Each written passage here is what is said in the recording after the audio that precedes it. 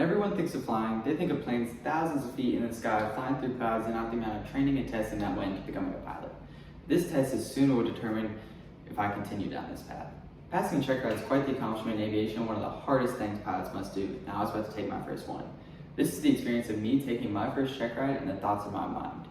I'm a pretty confident person going into tests, but this was no ordinary test. I knew the amount of training, time, and money I put into this were huge, and if I failed, it'd be even greater. This is the day that would either give me the confidence and strive to continue becoming a pilot, or if I would let it knock me down. Aviation is the most focus I've ever put into something in my entire life, but I started out if this is really what I wanted to do as a career or just a hobby.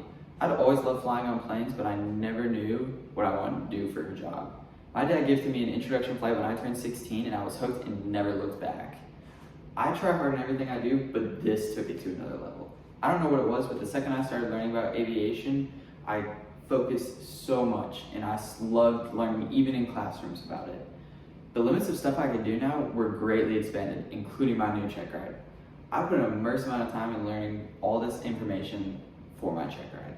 I never knew the amount of information until 5 days before my test when I sat down with my instructor and we went over it. He asked me question after question and I could not answer a single one. He said it wasn't even possible for me to learn all this in time for my check ride.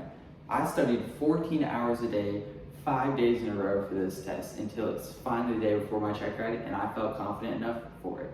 It finally came to my check ride and I passed almost perfectly. While this test may not seem that important or life-changing, it defines who I was becoming and the stepping stone for me to become a pilot. This is the story of me taking my first check ride and what it did for me. I always see myself as a confident person, especially during high-stress moments. However, there are still things that get to me and stress me out.